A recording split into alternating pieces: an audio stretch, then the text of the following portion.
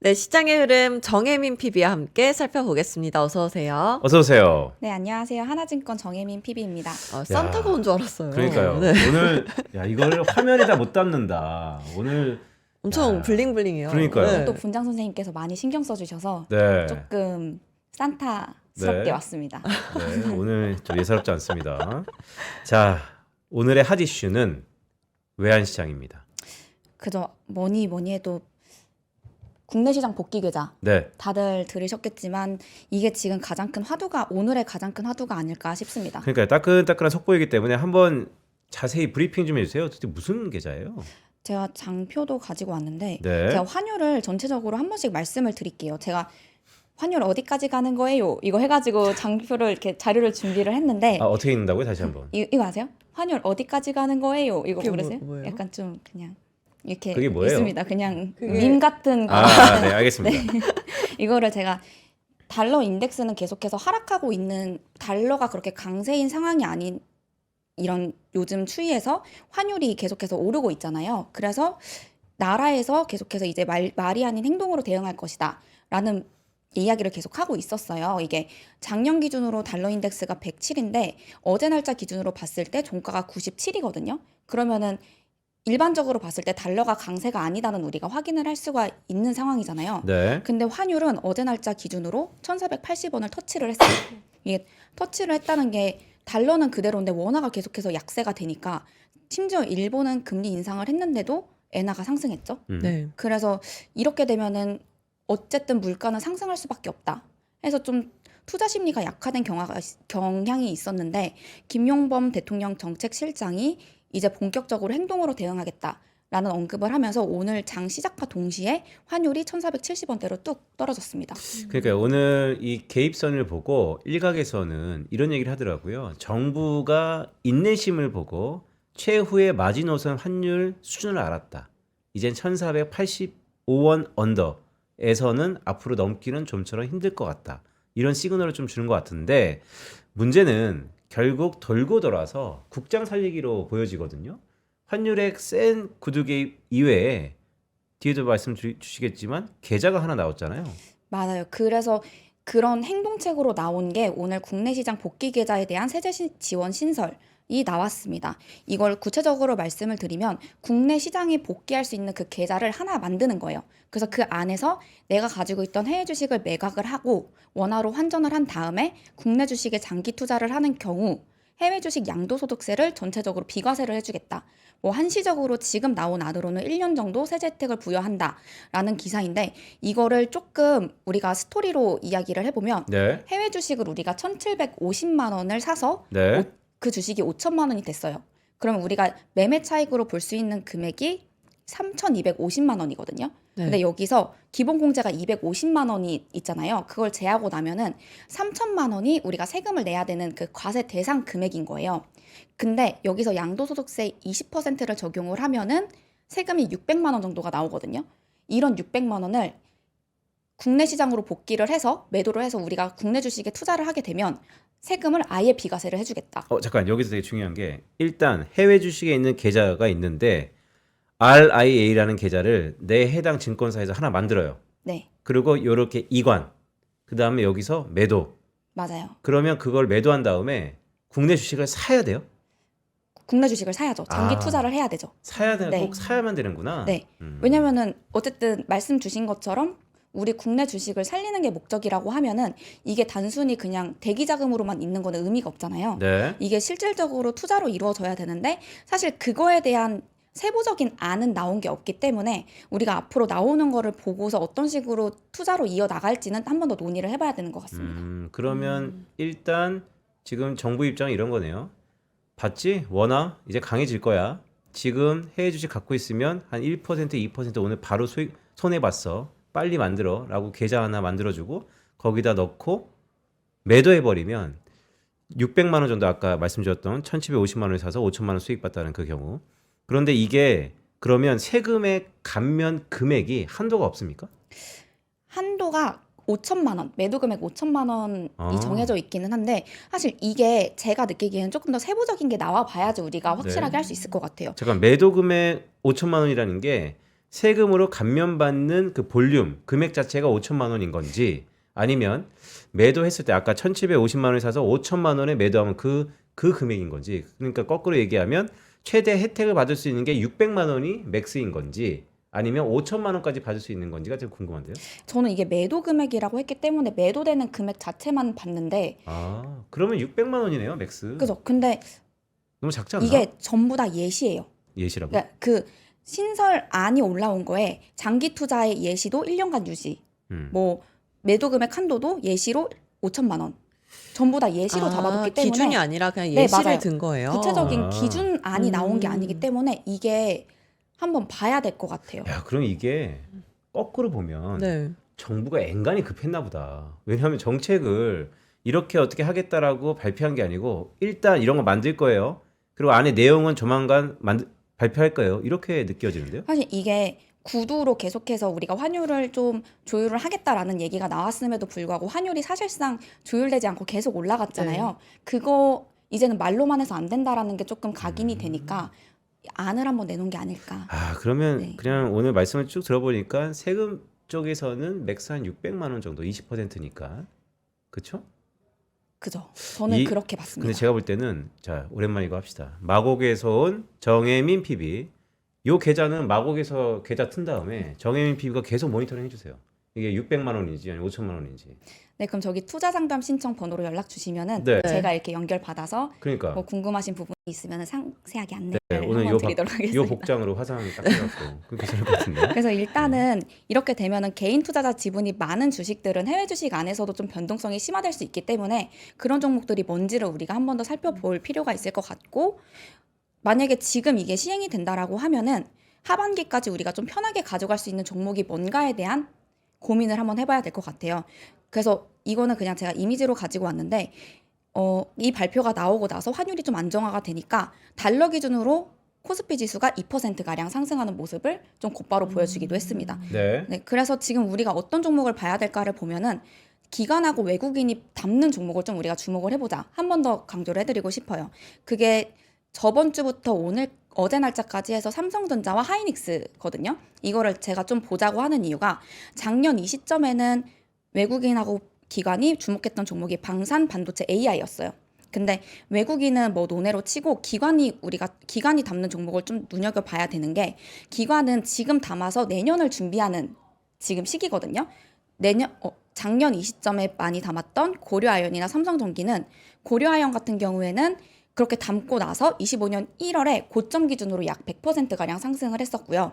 삼성전지 같은 경우에는 뭐 지금도 계속해서 이어지고 있는 사이클이기는 하지만 25년 고점 기준으로 약 128%가 상승을 했습니다. 네. 그렇기 때문에 말씀드렸던 것처럼 지금 기간이 담아가고 있는 반도체 종목은 뭐 당장의 단기적인 관점이 아니라 장기적으로 봤을 때 좀 상승세를 이어갈 수 있다. 그렇기 때문에 저번부터 계속 말씀을 드리고 있지만 기관하고 외국인이 담는 반도체를 우리가 좀 주목해보자 말씀을 한번 드리고 싶습니다. 그러니까 아까 지금 댓글 쭉 보니까 이번 국내 시장 복귀 계좌 이 계좌도 되게 직관적이다 이름이 복귀 계좌 이런 거 되게 정부가 일로 와 요즘- 이런 느낌. 그러니까요. 그런데 이게 매도금의 한도가 매우 중요한 것 같아요. 왜냐하면 뭐 없는 것보다 낫겠으나 미국 증시에 대한 기대 수익률, 미국 주가에 대한 추세적 상승들을 감안해 보면 세제 감면 매도금의 5천만 원에 600만 원이면 그게 적다는 얘기는 아니지만 이게 약간 좀 애매한데 오히려 5천만 원 정도 되면 이게 10억 정도잖아요. 그죠. 그러면 되게 좀 파워풀할 것 같고 이거는 정말로 우리 하나그룹에서 마곡지점에서 책임져가지고 이거 계속 모니터링해서 딜리버리 해주세요. 그래서 이거는 사실 좀 어떻게 보면은 규모가 크진 않더라도 국내 시장으로 이 정도의 유동성이 유입된다고 하면은 맞아요. 네. 의미가 있는 거 아닐까요? 국내 네. 주식이 정말 한 번 더 리레이팅 할 수 있는 기회가 될 수 있기 때문에 네. 이 계좌는 어떻게 진행이 되는지는 저도 계속해서 확인을 하고 네. 뭔가 진전 사항이 있다라고 하면은 계속해서 안내를 한 번씩 드리도록 하겠습니다. 그러니까 우리가 1월 네. 2일 날 나오죠? 맞습니다. 네, 그때 바로 해주세요. 어떻게 되는지. 알겠습니다. 네, 오늘 가장 중요한 이슈 살펴봤고요. 또 다른 이슈 어떤 게 있었나요? 다음으로 준비해온 거는 엔터주 우리가 한 번 더 보면 좋겠다 해서 가지고 왔습니다. 지금 하이브라든지 뭐 디어유 이런 종목들이 이번 주에 좀 퍼포먼스가 많이 나왔었는데 앞으로 남은 일정이 뭐고 우리가 더 올라갈 수 있는지를 한번 파악해 보면 좋을 것 같아요. 엔터주 같은 경우에는 이제 1월에 남은 일정이 이재명 대통령이 중국 국빈 방문 발표 가능성 있고요. SK그룹이 중국 경제사절단을 방문할 계획입니다. 이거를 다 차치하고 가장 중요한 중국 드림 콘서트 송출 이슈가 있는데요. 이건 2월 달에 현지에 방송되는 우리나라에서는 드림 콘서트 혹시 알고 계시나요? 네. 드림 콘서트? 네. 저거 뭐예요? 그냥 좀 인기 있는 아이돌들 나와가지고 무대 보여주고 하는 건데 이 콘서트가 중국 후난 위성 TV를 통해 현지 방송될 예정이라고 합니다. 근데 이 TV 플랫폼이 중국 내에서는 굉장히 영향력이 큰 네. 플랫폼이고 OTT 플랫폼 망고 TV를 보유하고 있기 때문에 이게 중국 소비자들한테 좀 더 직관적으로 다가갈 수 있는 기회가 될 것이다. 라는 이야기가 있더라고요. 근데 여기에 더해서 이제 중국은 계속해서 한일령을 진행시키고 있잖아요. 그렇게 되면은 한일령 해제가 좀 더 가까워져서 중일 관계 악화가 우리나라에는 후자로 작용될 수 있다. 네. 근데 여기서 좀 엔터단을 그래서 투자자들이 최근에 관심을 많이 보이고 있는데 주의해야 될 게 이런 중일 관계 악화가 우리한테 호재로 다가온다라고 하면은 엔터사들 주력 IP에 일본 멤버가 없는 게 가장 중요합니다. 그래서 엔터사들 내에 일본 멤버들이 얼만큼 포진되고 있는지 이런 것도 한 번씩 파악해가지고 엔터 투자하시면 좋을 것 같습니다. 아, 일본 멤버가 있으면 안 돼요? 우리 그 누구지? JYP 거기. 트와이스요? 트와이스는 안 되는 거네, 그럼? 트와이스 근데 모든 IP들에 다 있어요. 근데 아, 일본은 다 있나요? 네, 왜냐면 트와이스 있고 YG 엔터도 베이비 몬스터 있고 하이브도 르세라핌 안에 사쿠라 그리고 일본인 멤버가 2명이 있는데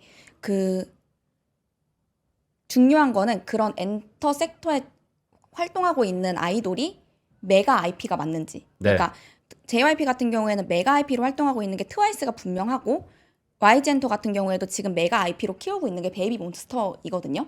그렇기 때문에 이런 메가 IP 안에 일본인 멤버가 있는지를 조금 파악하시는 게 좋을 것 같습니다. 결국 BTS네요, 안전빵은. 맞습니다. 그러니까. 사실 저도 그렇게 생각하고 있어서 엔터단에서는 가장 안정적으로 움직이고 있는 게 그냥 직관적으로 보기에 하이브가 아닌가. 오늘 하이브 네. 어떠죠? 오늘 엔터주 주가 흐름 어때요?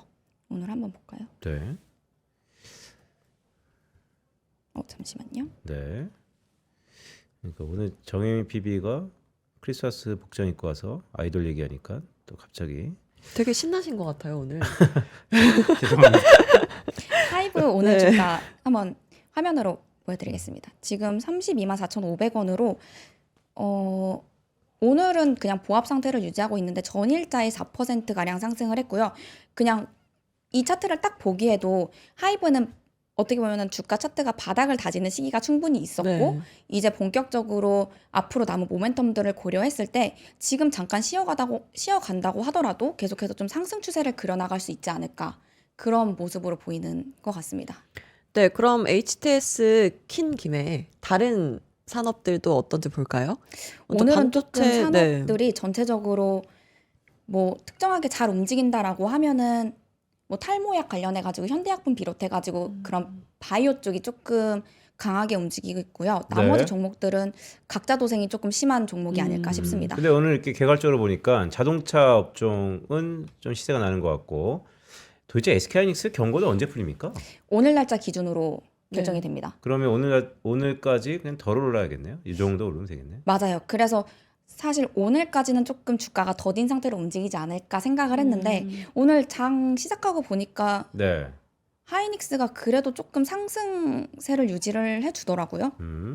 하이닉스 한번 그러니까 보겠습니다. SK하이닉스 그러면 또 우리 편다성 아나운서 계속 생각나갖고 이거 경고 풀리면 또 한번 땡기는 겁니까? 아니, 저 이제 돈이 없다니까요. 돈이 없다. 네.